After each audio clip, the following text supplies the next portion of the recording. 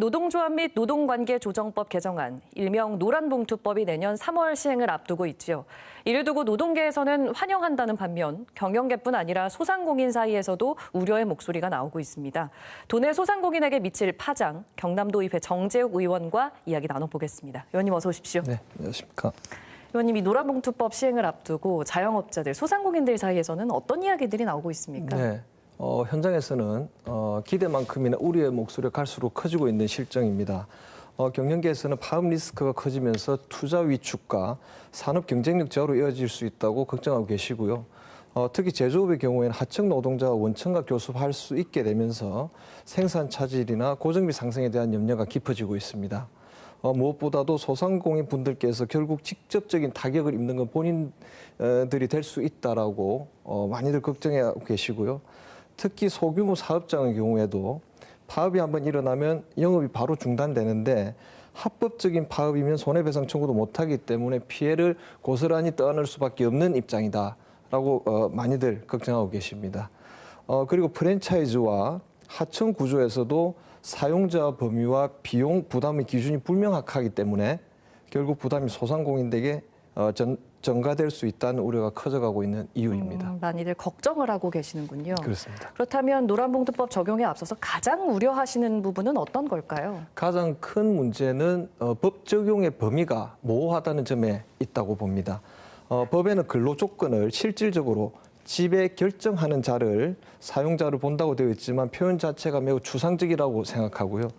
정부는 노동위원회 판정이나 판례로 기준이 구체화된다고 합니다만 중소기업이나 소상공인들이 당장 현장에서 이를 이해하기는 매우 무리가 있지 않나 그렇게 걱정이 됩니다. 결국 그 사이에 고소고발이 난무하고 불필요한 소송 비용이 늘어날 수밖에 없는 구조고요. 쟁의 사유 역시도 현장에서는 다툼에 대한 여지가 매우 불분명하다 그렇게 생각이 됩니다. 게다가 법 시행까지는 6개월도 채 안 남았지만 소상공인 상당수는 법이 어떤 영향을 미칠지 모르고 있기 때문에 또 교섭 요구에 어떻게 대응해야 될지에 대한 안내 또는 매뉴얼조차 없는 게 현실입니다. 즉 법은 통과되었는데 기준은 모호하고 현장 준비는 전혀 되어 있지 않기 때문에 혼란만 가중되고 있다고 생각합니다. 그렇군요. 하지만 이런 경영계의 우려에 대해서 노동계에서는 소규모 사업장에서 어떤 집단 교섭이나 파업이 예상하는 것만큼 그렇게 빈번하지 않을 거다. 네. 오히려 현장의 노동권을 정상화하는 제도다. 이렇게 얘기를 하거든요. 여기에 대해서는 어떻게 생각하십니까? 저도 노동권 보장은 반드시 필요하다고 생각합니다. 다만 현장의 여건 또한 충분히 고려돼야 한다는 점도 잊어서는 안 된다고 봅니다. 노동계는 파업이 빈번하지 않을 것이라고 하지만 소상공인 입장에서는 한 번이라도 치명적인 게 현실입니다. 따라서 소규모 사업장에서는 파업이 한 번만 발생해도 영업이 즉시 멈추게 되고 그로 인한 매출 공백이 곧바로 경영 악화로 이어지게 되기 때문에 합법 파업에 대해서 손해배상 청구도 또 제한되고 영세 자영업자에게는 사실상 대응 수단이 거의 없다고 볼 수 있습니다. 결국 법의 취지와는 달리 소상공인에게는 과도한 부담을 떠안을 수밖에 없는 구조이고요.